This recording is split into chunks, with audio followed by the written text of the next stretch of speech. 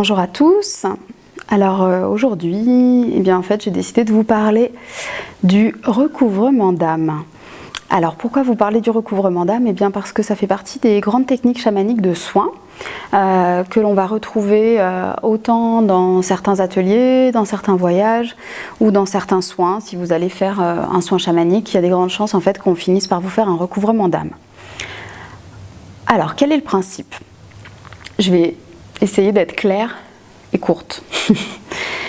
Le principe en fait c'est que on va considérer que pour se sentir bien, pour se sentir complet, eh bien il faut que notre âme, ce qui nous constitue, ce qui fait que nous sommes qui nous sommes, il faut que notre âme soit présente avec nous.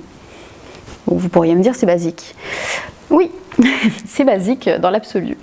Mais en réalité, on n'a jamais vraiment 100% de notre âme avec nous pour la simple et bonne raison que notre âme, en fait, elle passe son temps à partir et à revenir.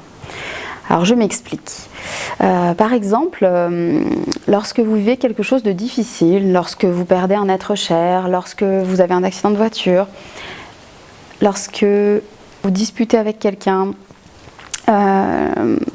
en fait, à tout moment où vous vivez quelque chose de difficile, en fait, si c'est quelque chose de traumatisant, si c'est quelque chose qui vraiment vous choque, en fait, il y a des grandes chances qu'un bout de votre âme, à ce moment-là, se fragmente et parte. Alors, où c'est qu'elle part? En général, cette âme, en fait, elle va partir dans toutes sortes de lieux. Et c'est bien toute la difficulté, puisque du coup, dans le voyage chamanique, on va chercher à aller récupérer cette âme là où elle est. Bon, je vous laisse imaginer quand même que du coup, c'est nécessaire d'être dans un état de conscience modifié pour ça. Alors, par exemple, dans quel genre d'endroit peut se trouver l'âme? Elle peut se trouver dans les mondes invisibles, parce qu'elle est partie se cacher quelque part. Alors, elle peut être dans les mondes invisibles, le monde d'en haut, le monde d'en bas, mais elle peut être dans d'autres genres d'endroits que ces lieux-là. Elle peut être bloquée aussi dans un espace-temps. Ça, vous aurez remarqué, par exemple, si vous avez des personnes dans votre famille qui parlent toujours du moment où ils ont fait la guerre, en fait c'est pas pour rien, c'est parce qu'il y a un bout de leur âme qui est encore bloqué dans cet endroit et c'est pour ça qu'ils en parlent sans cesse. Donc c'est vrai que les gens par exemple qui vont sans cesse vous parler du même truc, du même endroit, de la même époque, souvent c'est parce qu'il y a un bout de leur âme qui est là-bas. Je pense aux personnes expatriées, puisque ça m'est arrivé personnellement. Lorsque vous vivez dans un autre pays, que vous vous y sentez bien et qu'à un moment vous êtes obligé de rentrer et que vous le faites un peu à contre-cœur, en fait il y a des grandes chances pour qu'il y ait un bout de votre âme qui reste dans ce pays.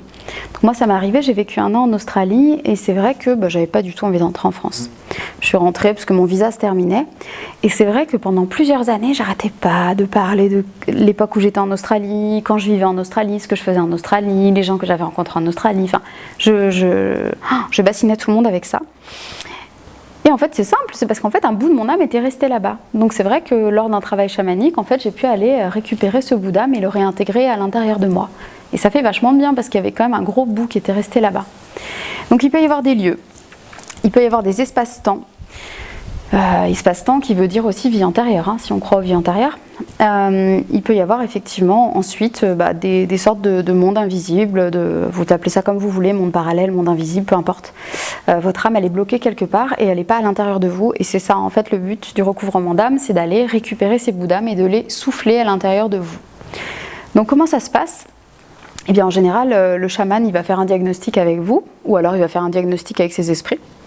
Souvent plutôt avec ses esprits, et il va consulter son esprit spécialiste du recouvrement d'âme, et cet esprit spécialiste va aller récupérer les bouts d'âme s'ils sont prêts à revenir. Parfois il demande une contrepartie pour être sûr qu'ils ont raison de rester, et le chaman va les ramener, il va les souffler à l'intérieur de vous. Donc si vous avez déjà eu des travaux chamaniques dans lesquels on vous a soufflé quelque chose, il y a des grandes chances pour que ce soit du recouvrement d'âme. Quels sont les symptômes de quelqu'un qui a un manque d'âme? Souvent, c'est quelqu'un qui va être plutôt triste. Ça va être quelqu'un qui va manquer de chance. Ça va être quelqu'un qui va tout le temps parler de la même époque ou du même endroit, comme je vous ai donné l'exemple tout à l'heure. Ça va être quelqu'un qui a cette sensation qu'il lui manque quelque chose. Il manque un bout de notre âme en fait.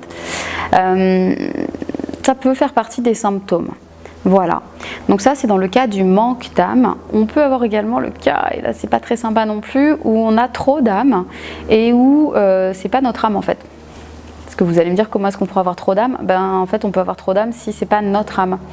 Donc par exemple, si vous avez, je sais pas, si vous avez un chef et vous pensez tout le temps à lui, vous avez l'impression qu'il est tout le temps dans votre esprit, si vous avez l'impression que vous pensez tout le temps à votre mère, ou si vous avez l'impression qu'il y a quelqu'un dans votre entourage qui est très très très présent en fait, il y a un peu de chance qu'il y ait un petit bout de son âme qui vous squatte en fait.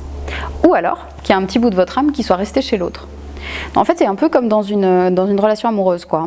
C'est-à-dire, vous êtes en relation, très bien, la relation s'arrête, normalement on se rend nos affaires, et puis ensuite chacun reprend sa vie. Et des fois, en fait, il y a quelqu'un qui a gardé vos affaires, ou alors vous avez oublié que en fait, tous vos livres sont chez l'autre. Donc en fait, il vous manque quelque chose. Ou alors, au contraire, l'autre ne veut pas récupérer ses affaires, et puis vous coltinez les affaires de l'autre avec son énergie chez vous. Super. Donc, on est vraiment sur ce travail-là.